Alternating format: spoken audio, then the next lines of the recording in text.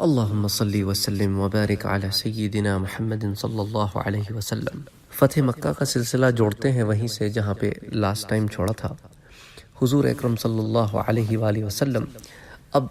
مدینہ طیبہ سے مکے کی طرف روانہ ہوتے ہیں، تو حضور اکرم صلی اللہ علیہ وآلہ وسلم نے جب مکے پر حملے کا ارادہ فرمایا تو ابو قتادہ ربعی کو بطن عدم کی طرف پیش قدمی کا حکم دیا،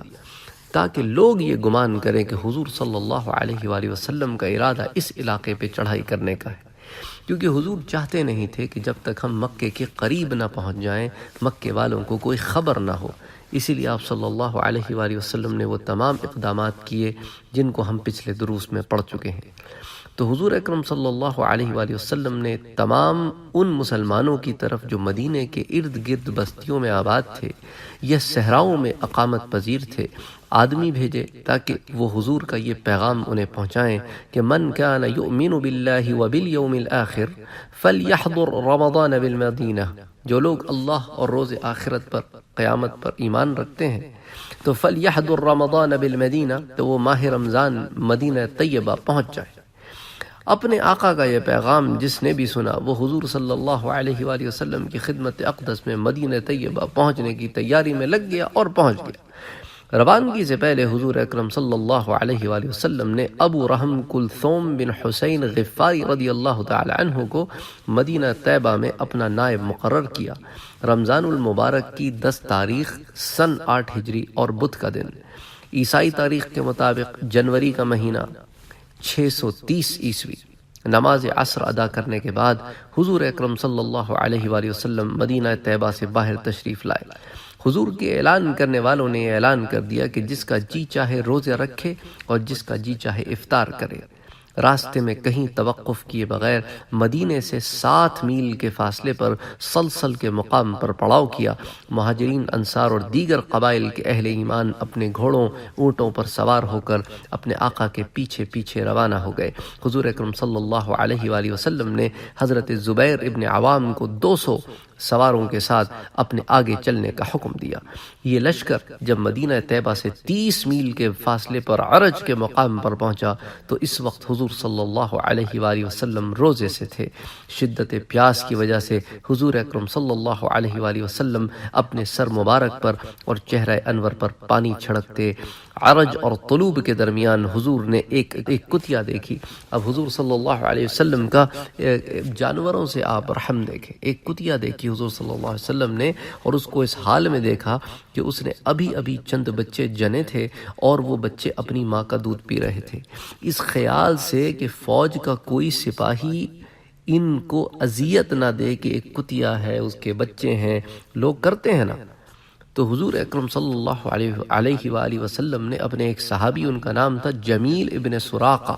رضی اللہ تعالی عنہ، ان کی ڈیوٹی لگائی کہ وہ اس کتیا اور اس کے بچوں کی حفاظت کے لیے اس کے پاس کھڑے ہو جائیں تاکہ کوئی ان کے ساتھ چھیڑ خانی نہ کرے اور بچے آرام سے ماں کا دودھ پیتے رہیں، اور لشکر اسلام جب تک گزر نہ جائے تب تک وہ وہاں کھڑے رہیں۔ سبحان اللہ۔ سبل الہدا میں حضور صلی اللہ علیہ وآلہ وسلم کی رحمت بھری یہ داستان آئی ہے۔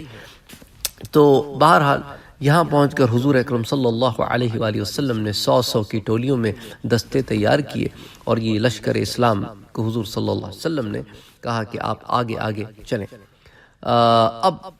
عرج اور طلوب کے درمیان بنو حوازن میں سے ایک جاسوس گرفتار کیا گیا۔ اللہ کے رسول صلی اللہ علیہ وآلہ وسلم نے اس سے وہاں کے حالات دریافت کیے تو اس نے بتایا کہ قبیلہ بنو حوازن کے افراد آپ سے جنگ کرنے کے لیے تیاریاں کر رہے ہیں۔ حضور نے فرمایا حسبنا اللہ ونعم الوکیل اولئک العصاۃ، تو حضور نے حضرت خالد کو حکم دیا کہ اس جاسوس کی نگرانی کریں، ایسا نہ ہو کہ یہ جا کر بنو حوازن کو ہمارے بارے میں خبر کرے۔ یہ لشکر جب قدید کے مقام پر پہنچا تو حضور اکرم صلی اللہ علیہ وآلہ وسلم نے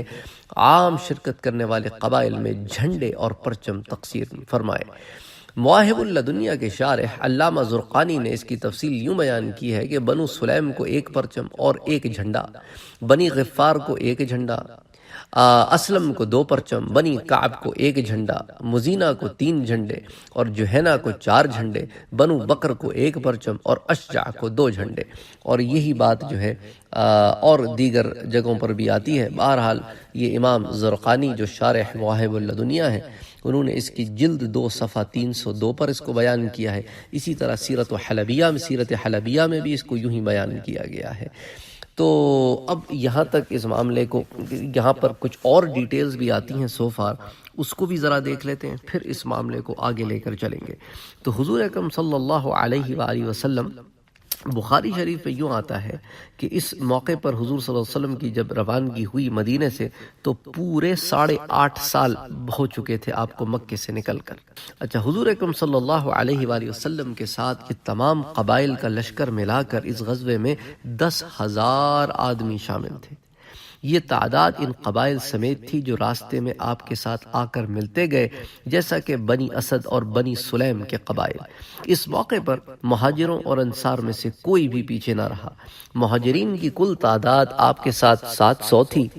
جن کے ساتھ 300 گھوڑے تھے، اور انصاریوں کی تعداد 4,000 تھی اور ان کے ساتھ 500 گھوڑے تھے۔ اسی طرح بنی مزنیہ کے لوگوں کی تعداد 1,000 تھی، جن کے ساتھ 100 گھوڑے تھے۔ بنی سلیم کی تعداد 400 تھی اور ان کے ساتھ 30 گھوڑے تھے۔ بنی جوہینہ کل ملا کر 800 تھے اور ان کے ساتھ 50 گھوڑے تھے۔ ایک قول ہے کہ حضور کے ساتھ ہمراہی صحابہ کی تعداد کل 12,000 تھی، جو تمام قبائل کو ملا کر تھی۔ جب حضرت ابوا کے مقام پر یا اس کے قریب پہنچے تو وہاں پر آپ صلی اللہ علیہ وآلہ وسلم کو آپ کے چچا، آپ کے تایا زاد بھائی، آپ کے جو سب سے بڑے تایا تھے حارث، ان کا بیٹے تھے ابو سفیان، یہ ملے۔ یہ ان کا نام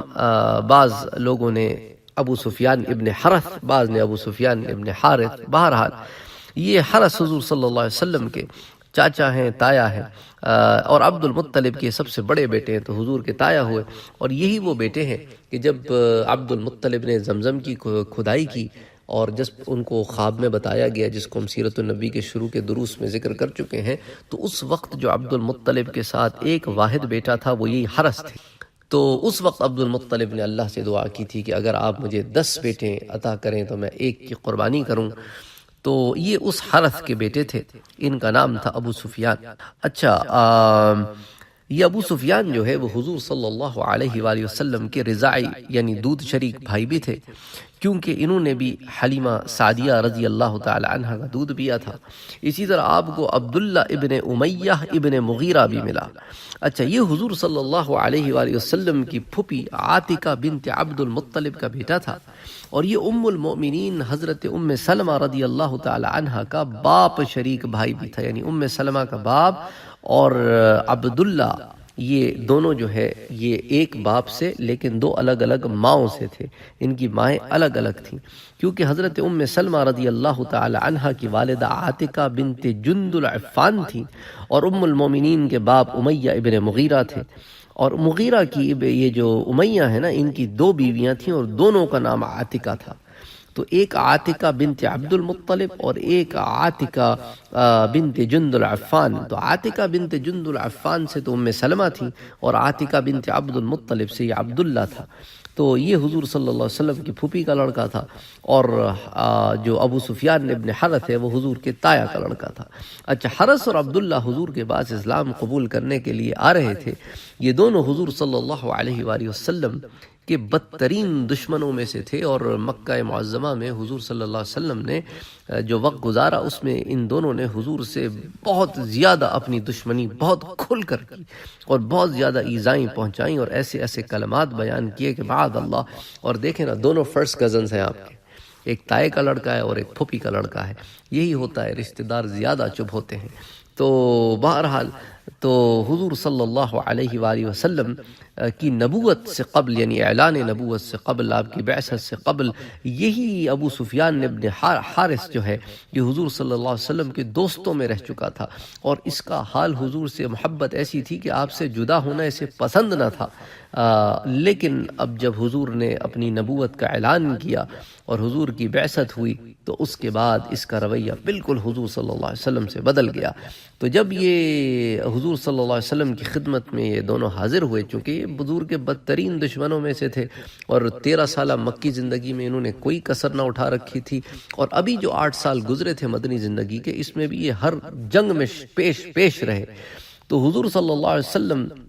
جب حضور نے ان کو دیکھا تو آپ نے ان کی طرف سے منہ پھیر لیا۔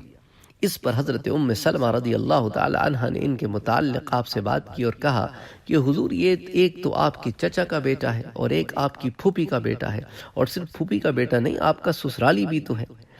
آپ ان کے ساتھ نیک سلوک فرمائیں اور ان کے اسلام کو قبول فرمائیں، اللہ عز و جل ان لوگوں سے بدبختی دور فرما دیں گے، کیونکہ آپ کے ساتھ تو بدبخت آدمی رہ ہی نہیں سکتا، اللہ ان کو خوش نصیبی عطا فرما دیں گے۔ تو آپ صلی اللہ علیہ وآلہ وسلم نے فرمایا مجھے ان دونوں کی ضرورت نہیں ہے، جہاں تک میرے چچا کے بیٹے یعنی ابی سفیان کا تعلق ہے تو اس نے میری بڑی حد تک عزت کی ہے، اور جہاں تک میری پھوپھی کے بیٹے اور سسرالی بھائی ام سلمہ کے بارے میں، عبداللہ کے بارے میں، ام سلمہ کے بھائی یعنی ام سلمہ سے کہا کہ تمہارے بھائی عبداللہ کا جہاں تک تعلق ہے تو یہ وہ شخص ہے جس نے مکے میں مجھے بہت نازیبا باتیں اور سخت تکلیف دہ باتیں مجھ سے کہی تھیں۔ عبداللہ نے مکے میں ایک دفعہ حضور کو جھٹلاتے ہوئے کہا تھا کہ واللہ خدا کی قسم میں اس وقت تک ایمان نہ لاؤں گا جب تک کہ تم آسمان میں سیڑھی لگا کر اس پر چڑھو اور تمہیں چڑھتا ہوا میں دیکھوں، پھر تم وہاں سے ایک دستاویز لاؤ اور 4 فرشتوں کو لے کر آؤ جو اس بات کی گواہی دیں کہ تم اللہ کے رسول ہو۔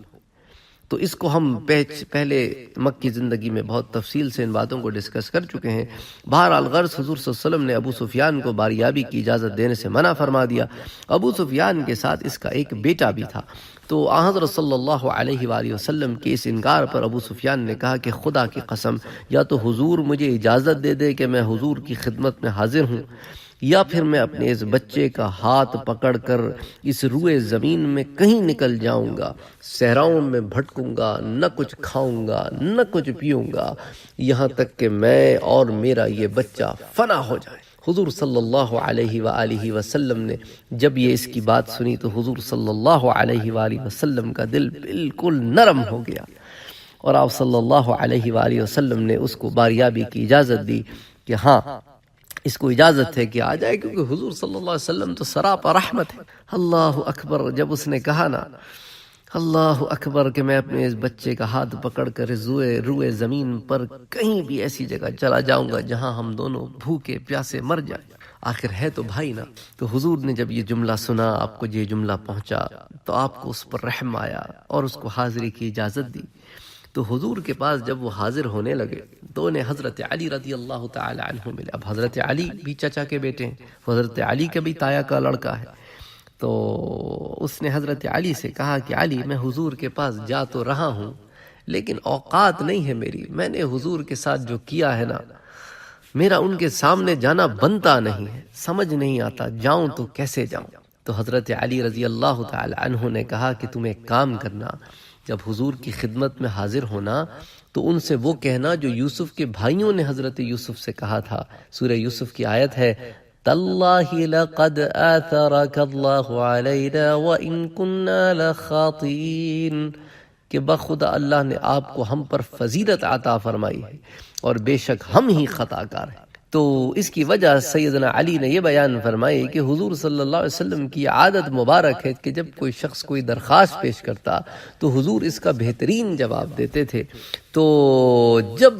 یہ دونوں بارگاہ رسالت میں حاضر ہوئے یعنی کہ ابو سفیان اور عبداللہ، تو ابو سفیان نے یہ آیت پڑھی تو حضور صلی اللہ علیہ وآلہ وسلم نے اس اگلی آیت پڑھی کہ لا تثریب علیکم اليوم، نہیں کوئی گرفت تم پر آج کے دن نہیں، یغفر اللہ لکم، اللہ تمہیں معاف فرمائے، وہو ارحم الراحمین، اور وہ بہت معاف کرنے والا اور بہت مہربان اللہ سبحانہ وتعالی کی ذات ہے۔ تو اب دیکھیں نا لا تثریب کا معنی کیا ہے۔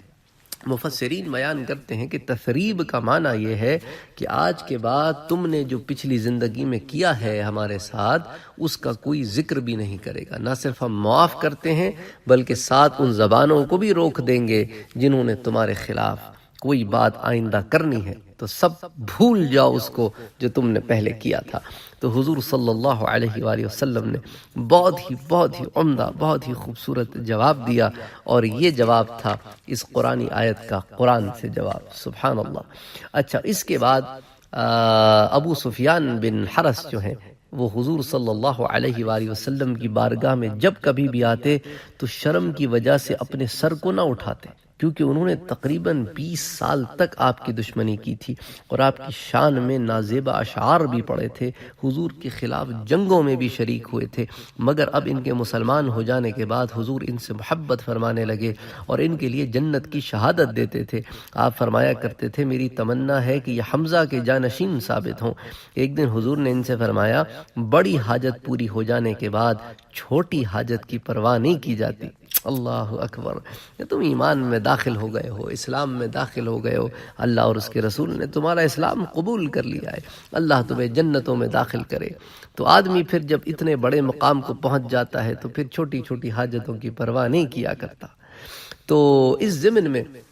علماء نے ایک اور بات بھی نقل کی ہے کہ جب حضور صلی اللہ علیہ وآلہ وسلم نے ابو سفیان بن حرس کا اسلام قبول کیا تو شاعر تو یہ تھے، انہوں نے اس وقت ایک بڑا عمدہ شعر پڑھا،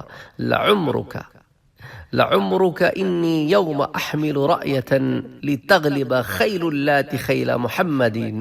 لك المدلج الحيوان أظلم ليله فهذا أواني حين أهدى وأهتدي۔ یعنی انہوں نے ان شعروں میں کہا کہ آپ کی زندگی کی قسم، جس روز میں اس لیے پرچم اٹھایا کرتا تھا کہ لات کے جو گھڑ سوار ہیں وہ حضور کے گھڑ سواروں پر غالب آ جائیں، تو میں اس آدمی کی طرح تھا جو اندھیرے میں حیران اور ششدر ہو کر چل رہا ہو اور اس کی رات تاریک ہو۔ پس یہ وہ سہانی گھڑی ہے جب مجھے ہدایت دی گئی اور میں نے ہدایت قبول کر لی۔ یعنی میں ان لوگوں میں تھا جو حضور کے خلاف چلتا تھا، اب آج اللہ نے مجھے عزت اور ہدایت دی ہے تو اب حضور صلی اللہ علیہ وآلہ وسلم کے لیے ہیں میری ساری فرما برداریاں۔ تو یہ حضرت ابو سفیان ابن حرس ہیں جنہیں اللہ عز و جل نے اسلام سے بہرمند فرمایا۔ اس سفر کے دوران حضور صلی اللہ علیہ وآلہ وسلم روزے رکھتے رہے اور آپ کے ساتھ سب لوگ بھی روزے رکھتے رہے۔ پھر قدید کے مقام پر پہنچ کر آپ نے روزہ افطار کیا۔ یہ قدید جو ہے نا، یا عصفان اور قدید کے درمیان ایک جگہ کا نام ہے، بعض علماء نے لکھا ہے کہ یہ قدید ایک پانی کا نام ہے۔ تو بہرحال یہ علاقہ عصفان اور قدید کے درمیان ہے۔ ایک قول میں ہے کہ آپ نے عصفان کے مقام پر افطار کیا، اور ایک قول کے مطابق قدید کے مقام پر، اور ایک قول کے مطابق قرع غمیم کے مقام پر۔ اصل میں یہ جو ساری جگہ ہیں نا، یہ ایک دوسرے کے بہت قریب ہیں۔ اب 12,000 کا لشکر ہے، تو جو جہاں جہاں تھا اس نے اسی بارے میں قول نقل کیا، تو اس میں شبہ کوئی نہیں ہے، یہ سارے آس پاس ہی مقام ہیں، تو اس میں کوئی ایسی بات نہیں ہے۔ تو علماء نے کہا ہے کہ ممکن ہے حضور صلی اللہ علیہ وسلم نے ان تمام مقامات پر افطار کیا ہو، کھایا پیا ہو، اور لوگوں نے جہاں آپ کو کھاتے ہوئے دیکھا انہوں نے روایت میں وہی بات نقل کر دی۔ ایک روایت میں کہ حضور مدینے سے روانہ ہو کر جب ایک مقام پر پہنچے جس کا نام سلسل ہے، تو آپ نے حضرت زبیر ابن عوام کو صحابہ کے ساتھ آگے روانہ کیا، اور پھر حضور صلی اللہ علیہ وسلم کی طرف سے اعلان کیا گیا کہ جو شخص روزہ رکھنا چاہے وہ رکھ لے اور جو افطار کرنا چاہے وہ کر لے۔ لیکن اس کے بعد پھر سفر آگے چلتا رہا، لیکن حضور صلی اللہ علیہ وسلم پر پیاس کا اتنا شدید غلبہ ہوا کہ آپ کو اپنے سر اور چہرے پر پانی چھڑکنا پڑا، اور شدت ہوئی جس کے اندر شدید روزے میں خشکی کی وجہ سے آپ کو اپنے سر مبارک اور چہرے مبارک پر پانی ڈالنا پڑا۔ تو حضور صلی اللہ علیہ وآلہ وسلم جب قدید کے مقام پر پہنچے تو آپ کو معلوم ہوا کہ لوگوں کو روزوں کی وجہ سے سخت مشقت اور تکلیف ہو رہی ہے، اور وہ سخت پریشان بھی ہیں اور حیران بھی ہیں۔ واضح رہے کہ حضور کی طرف سے روزہ افطار کر دینے کی اجازت ہو چکی تھی۔ چنانچہ عصر کی نماز کے بعد حضور اپنی سواری پر اٹھے اور آپ نے پانی کا بھرا ہوا ایک برتن منگایا۔ ایک قول ہے کہ اس برتن میں دودھ بھرا ہوا تھا، آپ نے وہ پی لیا، یعنی عصر کے بعد، مغرب کے بعد نہیں۔ تو آپ نے وقت سے پہلے روزہ ختم کیا، تو آپ کے برابر ایک شخص موجود تھا، آپ نے باقی پانی اس کو دیا اور اس نے بھی پی لیا۔ اب اس واقعے پر حضور نے عرض کیا گیا کہ کچھ لوگوں کا تو روزہ ہے، آپ نے فرمایا وہ لوگ نافرمان اور گنہگار ہیں، کیونکہ انہوں نے افطار کرنے کے متعلق حضور کا حکم نہیں مانا، اس لیے کہ افطار کرا دینے سے آپ کا منشا یہ تھا کہ لوگوں میں دشمن سے مقابلے کی طاقت و ہمت پیدا ہو جائے، کیونکہ اب حضور صلی اللہ علیہ وسلم دشمن کے بہت قریب پہنچ چکے تھے۔ تو حضور صلی اللہ علیہ وسلم نے ان سے ارشاد فرمایا تھا، تم لوگ اپنے دشمن کے نزدیک پہنچ گئے ہو اور ایسے میں افطار کر دینا طاقت کا سبب ہوگا۔ تو اب روزے نہیں رکھے گئے اور یہاں تک کہ رمضان ختم ہو گیا۔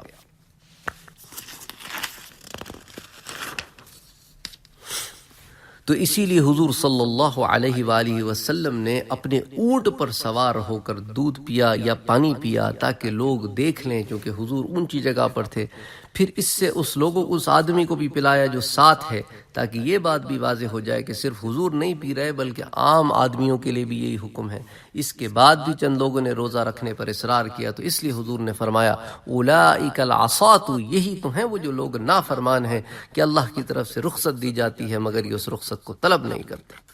اچھا، اسی اثناء میں علماء یہ بھی لکھتے ہیں کہ حضور صلی اللہ علیہ وآلہ وسلم کے چچا حضرت عباس رضی اللہ تعالی عنہ بھی مدینے کی طرف نکلے اور اپنے گھر والوں کے ساتھ نکلے، اور حضور صلی اللہ علیہ وآلہ وسلم کے پاس پہنچ کر وہ بھی مسلمان ہوئے، اور انہوں نے اپنے گھر والوں کو اور سارا سامان جو ہے وہ مدینے کو روانہ کیا اور خود حضور صلی اللہ علیہ وآلہ وسلم کے ساتھ رہے۔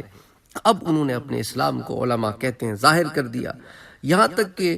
جحفہ کے مقام پر اور ایک قول کے مطابق ذوالخلیفہ کے مقام پر ان کی حضور صلی اللہ علیہ وسلم سے ملاقات ہوئی۔ حضرت عباس یہیں سے حضور کے ساتھ مکے کو واپس روانہ ہو گئے اور بیوی بچوں اور سامان کو مدینے بھیج دیا۔ حضور نے یہاں حضرت عباس سے ملنے کے بعد ان سے فرمایا کہ اے چچا، آپ کی یہ ہجرت اسی طرح آخری ہجرت ہے جس طرح میری نبوت آخری نبوت ہے، یعنی اب انشاءاللہ مکہ فتح ہو جائے گا تو پھر مکے سے کسی کو ہجرت نہیں کرنی پڑے گی، کیونکہ عام طور پر لوگ قریش کے مظالم کی وجہ سے ہجرت کر کے مدینہ آتے تھے، تو اس لیے حضور صلی اللہ علیہ وسلم نے فرمایا کہ اب اس کی ضرورت نہیں پڑے گی۔ تو حضرت عباس کہتے ہیں کہ اس وقت مکے والوں کے لیے میرا دل رحم سے بھر گیا، چنانچہ انہوں نے آہ بھر کر کہا، قریش کی اس صف پر افسوس ہے، خدا کی قسم اگر قریش کے حضرت کے پاس آ کر امان طلب کرنے سے پہلے حضور طاقت کے بل پر مکے میں داخل ہو گئے تو یہ قریش کے لیے ہمیشہ ہمیشہ کے لیے ہلاکت ہوگی۔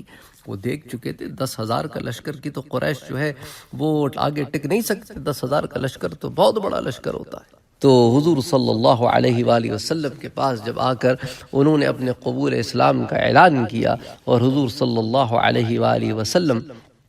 اس وقت مکے کی طرف جا رہے تھے، تو علماء اس میں لکھتے ہیں کہ انہوں نے اسلام تو بہت پہلے قبول کر لیا تھا، اور کئی بار حضور صلی اللہ علیہ وسلم سے مکے سے ہجرت کر کے مدینہ آنے کی انہوں نے اجازت بھی طلب کی تھی، لیکن حضور ہر بار ان سے یہی فرماتے تھے، یا عمی اقم مکانک الذی انت فیہ، اے میرے چچا آپ جہاں ہیں وہیں ٹھہرے رہیں، کیونکہ آپ کی ہجرت کے ساتھ سلسلہ ہجرت اختتام پذیر ہوگا، جس طرح میری آمد نے نبوت کے سلسلے کو ختم فرمایا ہے۔ علامہ بلازری لکھتے ہیں کہ نبی اکرم صلی اللہ علیہ وآلہ وسلم نے جب انہیں دیکھا تو فرمایا، اے عم محترم، تیری ہجرت آخری ہجرت ہے جس طرح میری نبوت سب سے آخری نبوت ہے۔ تو بہرحال حضور صلی اللہ علیہ وآلہ وسلم کے چچا حضرت عباس رضی اللہ تعالی عنہ، آپ کے تایا کے لڑکے ابو سفیان ابن حرث یا ابو سفیان ابن حارث، اور آپ کے پھوپھی کے لڑکے عبداللہ، یہ سارے جو ہے آپ صلی اللہ علیہ وآلہ وسلم کے ساتھ اب مکے کی طرف رواں دوا ہوئے۔